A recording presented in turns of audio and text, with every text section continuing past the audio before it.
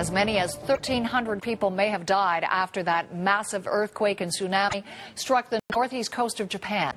Andrew Pateras is a Canadian photographer who was at one of Japan's busiest subway stations when the earthquake hit, and he joins us today by Skype from Tokyo. So, Andrew, lots to talk about even today. How concerned are people about this explosion at a nuclear power plant, concerns about containment of radioactive material? We're even hearing of another tremor in Fukushima itself. So how big a concern is that for you and everyone else? Well, I'm very concerned, actually. I hear there's a panic going on right now. A few of the friends that I've made here in my time in Tokyo have emailed me, and they are saying that they can't get flights out of Tokyo. And there's actually a mild panic happening right now, which is very not like the Japanese people.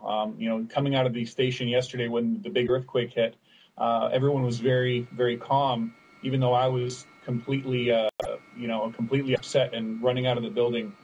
Everyone was very calm compared to me. Okay, well, talk a bit about what happened yesterday. You were on the subway, right, when the earthquake hit. What was that like? I had just got off the subway. I had just got to one level below ground level. I was in line to purchase a ticket out of Tokyo. I was planning on going to Nagoya when the ground started shaking mildly. I thought it was just a subway going by underneath me, but then it started really violently shaking. Oh, that's a tremor hitting right now. Actually, I'm looking up at the light above me, and it's swinging back and forth. Yeah, they've been happening ever since the main earthquake. But like I was saying, I was standing in line. The ground started shaking violently. Signs hanging from the ceiling were swinging violently. An old man that was standing next to me just said one word. He looked at me and smiled and said, "Earthquake." As soon as I heard that, I ran for the door. And I was one of the first people out in the courtyard. I wanted to get away from that building as soon as possible. And the building was shaking violently. It was shuddering. It was making like groaning noises. And I thought the building was going to come down. Apparently, most of the buildings in that area are earthquake-proof. You know, I think you must have just emerged to this scene and thought it was surreal. Once you got up to surface level, your instinct would be to take pictures, which you did. What were some of the scenes that caught your eye that you wanted to capture? Well, I was hoping for nothing devastating to happen. I mean, the way the ground was shaking, I was expecting one of the large buildings to come down. But what I captured was calmness, order. It was very surprising.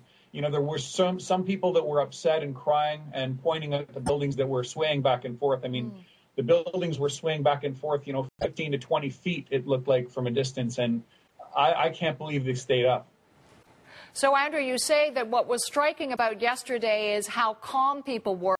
You're saying today you're seeing that mood change a bit. Tell me a bit more about the anxiety, even the panic that you're seeing today. Well, this is a nation of people that are used to feeling earthquakes. They're not used to having a nuclear meltdown happen 250 kilometers from exactly where I am right now.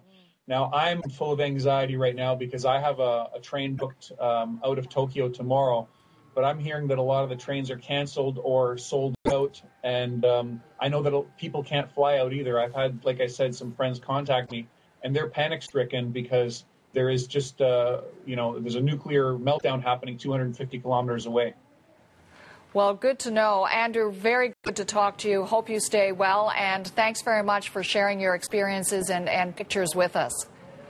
Thank you. And I'll be putting some more pictures on my website at andrewpateras.com. Good to know. We'll definitely share them. Thanks again, Andrew. That's Andrew Pateras in Tokyo.